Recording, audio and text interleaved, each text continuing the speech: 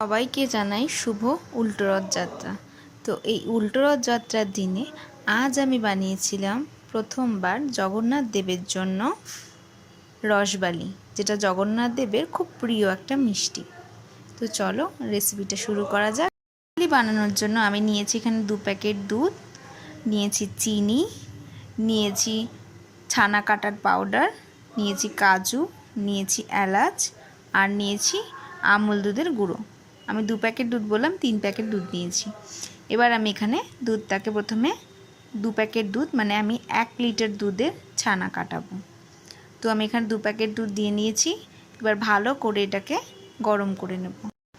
যতক্ষণ না পর্যন্ত দুধটা টকবক করে ফুটছে ততক্ষণ পর্যন্ত আমাকে দুধটাকে ভালো করে গরম করে নিতে হবে। এবং দুধটা গরম হয়ে গেলে দুধটা আমার একদম টকবক করে ফুটে গেছে। এবার আমি গ্যাসটাকে অফ করে দিয়ে 5 মিনিটের মতো ওটাকে রেখে দেব। তারপর গ্যাস অফ করেই দিয়ে দেব 5 মিনিট পর ছানা কাটার পাউডার, যেটা আমি এখানে 1.5 চামচ দেখিয়েছি, কিন্তু পরে আমি আরও একটু অ্যাড করেছি। 2 চামচ মতো ছানা কাটার পাউডার দিয়ে ওটাকে রেখে দিতে হবে। আপনা আপনি দুধটা কেটে যাবে। দুধটা কেটে ছানা হতে শুরু করে দিয়েছে। এবার আমি আর একটা গ্যাস জ্বালিয়ে দিয়ে দুধ জাল দিতে বসিয়ে দিয়েছি। এখানে আমার ছানাটাও মোটামুটি হয়ে গেছে। এবার এটাকে আমি ঠান্ডা করে নেব। তারপর আমি যে দুধটা বসিয়েছি সেই দুধটাকে ভালো করে ফুটিয়ে নেব। তো এবার আমি কিছুটা দুধ বাটিতে তুলে নিচ্ছি। এই দুধটা দিয়ে আমি এই দুধটার মধ্যে গুঁড়ো দুধ মেশাবো। তো দেখো এখানে আমি দুধটা নিয়ে নিয়েছি। এবার এর মধ্যে আমি আমুল দুধের যে গুঁড়ো দুধটা সেটা আমি অ্যাড করব। এবার আমি আর একটা পাত্রে একটু দুধ নিয়ে তার মধ্যে কেশর মিশিয়ে নিচ্ছি। কেশরটা ভিজিয়ে রাখছি। তার আগে আমি এই দুধের মধ্যে চিনি অ্যাড করব। মিষ্টি হওয়ার জন্য আমি এটাকে চিনি অ্যাড করছি। চিনি দিয়ে নিচ্ছে, যে যা যতটা মিষ্টি খায় সে তার পরিমাণ মতো চিনি দেবে। তো এখানে চিনি দেওয়ার পর এটাকে ভালো করে নাড়িয়ে নিতে হবে এবং ভালো করে এটাকে জাল দিতে হবে, যাতে এটা একদম ক্ষীরের মতো হয়ে যায়। তো আমিও সেইভাবেই করছি, দেখা যাক কতটা কি করতে পারি।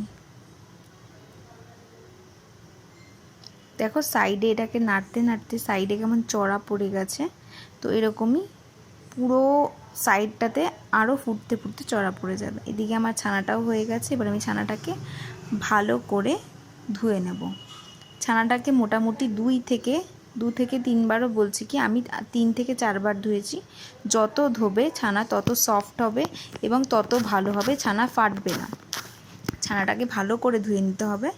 আমি এখানে দেখো 2 থেকে 3 বার ছানাটাকে ধুয়ে নিয়েছি এবং খুব ভালো করে ঠান্ডা জলে ছানাটাকে ধুয়ে নিতে হবে। ধোয়া হয়ে গেছে। এবার এটাকে আমি আধ ঘন্টা মতো রেখে দেবো। বেশিক্ষণ রাখলে হবে না, ছানাটা ড্রাই হয়ে গেলে আমার মানে মিক্স করতে প্রবলেম হয়ে যাবে। এবার আমি দুধের মধ্যে দিয়ে দিচ্ছি এলাচের গুঁড়ো, যেটা খুব ইম্পর্টেন্ট, যার কারণে স্মেলটা খুব সুন্দর আসে আর খেতেও খুব সুন্দর লাগে। তো ওই জন্য আমি এলাচের গুঁড়োটা দিয়ে দিলাম। এবার এটাকে ভালো করে ফুটিয়ে আরও এটাকে ক্ষীরের মতো করতে হবে। দেখো আমার দুধটা অনেকটা কমে গেছে।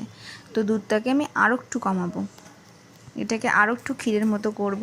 এবার আমি ওখানে অ্যাড করব ওই কেশরের যে দুধে ভিজিয়ে রেখেছিলাম সেটা। এটা কালারের জন্য ইউজ করছি, তোমরা ইউজ নাও করতে পারো, কিন্তু কেশর দিলে সুন্দর লাগেও খেতে, মানে স্মেলটা যেটা সেটা খুব সুন্দর আসে। তো কেশরটা দেওয়ার পরে দুধের কালারটা চেঞ্জ হয়ে গেছে। এবার আমি দুধটাকে আরও একটু ফুটিয়ে নেব। ফুটিয়ে নেওয়ার পরে আমি এর মধ্যে দিয়ে দেব কিছুটা বাতাসা। বাতাসাটা আমি কালারের জন্য ইউজ করেছি, সেটা তোমরা চাইলে করতেও পারো আবার নাও করতে পারো। তো এবার আমি ছানাটা বার করে নিয়েছি। এবার দেখো ছানাটা কীরকম ঝুরঝুরে টাইপের হয়েছে এবং খুব নরম হয়েছে। এরকম যখন একটু জল জল থাকবে সেই অবস্থায় ছানাটা যেন একদম ড্রাই না থাকে। ড্রাই হলে অসুবিধা হয়ে যাবে, ছানাটা ফেটে যাবে। তো ওই নরম নরম থাকা অবস্থাতেই আমি এখানে দিয়ে দিচ্ছি 2 চামচ মতো আটা আর দিয়ে 10 টাকার যে আমুলের গুঁড়ো দুধের প্যাকেট, সেই দুধের প্যাকেট আমি 1 প্যাকেটই গুঁড়ো দুধ পুরো ইউজ করেছি। এবার এই গুঁড়ো দুধটা দিয়ে ভালো করে হাতের সাহায্যে এটাকে সুন্দর একটা ডো মতো করে মেখে নিতে হবে। খুব সুন্দরভাবে মেখে নিতে হবে যাতে ছানাটা কোনোভাবেই না ফাটে। ভালো করে এটাকে মেল্ট করতে হবে এবং এটাকে হাতের সাহায্যে, আমি যেভাবে করছি ঠিক সেভাবে হাতের সাহায্যে ভালো করে ছানাটাকে মেখে নিতে হবে এবং একদম সফট হয়ে যাবে মাখতে মাখতে। তো এইভাবেই পুরো ছানাটাকে মাখতে হবে। এটা আমার খুব সুন্দরভাবে নরমভাবে মাখা হয়ে গেছে। এবার আমি ওই রসবালিটা বানিয়ে নেব। তার আগে আমি গ্যাস অন করে কড়াইটা বসিয়ে দিয়েছি। এবার আমি বানিয়ে নিচ্ছি। আমার প্রত্যেকটাই বানানো হয়ে গেছে। তোমাদেরকে আমি একটা বানানো দেখিয়ে দিচ্ছি। প্রথমে হাতের সাহায্যে যেভাবে আমরা লেচি করি সেভাবে লেচি করে মাঝখানে আমি একটা ফুটো করছি, ওটা সুন্দর দেখার জন্য, সুন্দর লাগার জন্য। সেটা তোমরা করলে নাও করতে পারো, অন্য ডিজাইনও দিতে পারো, সেটা তোমাদের ইচ্ছে। তো আমি এভাবেই প্রত্যেক কটাই আমি এভাবে করেছি, এটাও আমি এভাবে করেছি। দেখো আমার ছানাটা খুব সুন্দরভাবে মাখা হয়েছে। মাখাটা কিন্তু খুব ইম্পর্টেন্ট, যাতে ছানাটা কোনোভাবেই না ফাটে। যদি ফেটে যায় তাহলে এটার হবে না।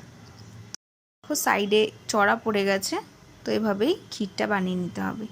দেখো প্রত্যেকটা রসবালি আমার রেডি হয়ে গেছে। এবার আমি ভাজবো।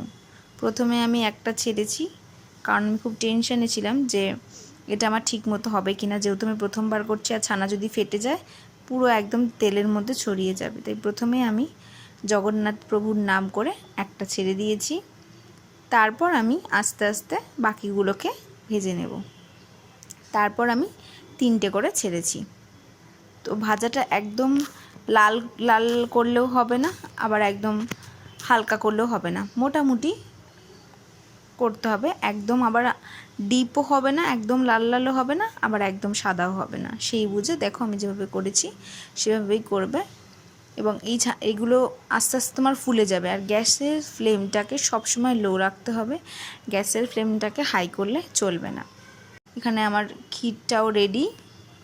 তো দেখো বাকি যেগুলো ছিল সেগুলো আমার ভাজা কমপ্লিট। এবার আমি এই ক্ষীরের মধ্যে, ক্ষীর বলতে পারো বা রাবড়ি, এটাকে অ্যাকচুয়ালি রাবড়ি বলে, রাবড়ির মতো একদম গাঢ় গাঢ় হবে। তো এবার আমি এটাকে ছিঁড়ে দেব। প্রত্যেকটা রসবালিগুলোকে আমি এই ক্ষীরের মধ্যে বা রাবড়ির মধ্যে ছেড়ে দেব। এবার এটাকে ছেড়ে এটাকে ভালো করে ফুটাতে হবে। 5 মিনিট মতো এটাকে ভালো করে ফোটাতে হবে। আমি গ্যাসের ফ্লেমটাকে হাই করে দিয়ে এটাকে ভালো করে ফুটিয়ে তারপরে গ্যাসের ফ্লেমটাকে কমিয়ে দিয়ে আমি কিছুক্ষণের জন্য এটাকে 5 মিনিটের মতো এটাকে আমি ঢাকা দিয়ে রেখে দেব। এবং 5 মিনিট পরে আমি আবার ঢাকনাটা খুলব এবং ঢাকনাটা খোলার পর তোমরা দেখতে পাবে যে প্রত্যেকটা রসবালি পিঠে বা রসবালি মিষ্টি প্রপারলি একদম করে মিশিয়ে নিতে হবে। এবং দেখো আমার প্রত্যেকটা রসবালি মিষ্টি তৈরি হয়ে গেছে। আমি ওপর থেকে ছোট ছোট কাজুগুলোকে কেটে, এখানে আমি ভাঙা কাজুগুলোকে কেটে নিয়েছি, কেটে ওপর দিয়ে এটাকে আমি সাজিয়ে নিয়েছি। এই জায়গায় তোমরা অন্য কিছু পেস্তা বা আলমন্ড যা খুশি তোমরা দিতে পারো, সেটা তোমাদের ইচ্ছে মতো। তো দেখো আমার এই রসবালি মিষ্টি হয়ে গেছে। এই রসবালি মিষ্টির ভিডিওটা কেমন লাগলো অবশ্যই কমেন্ট করে জানিও। আর একবার হলেও বাড়িতে ট্রাই করো, বানিয়ে দেখো, খুব ভালো লাগবে।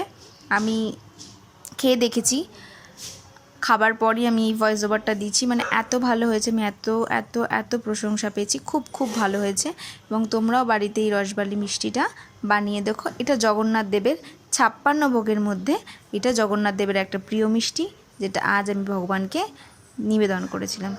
তো আজকের ভিডিওটা কেমন লাগলো সেটা অবশ্যই কমেন্ট করে জানিও। আর ভালো লাগলে লাইক কমেন্ট শেয়ার করে দিও। তো আজকের মতো টাটা।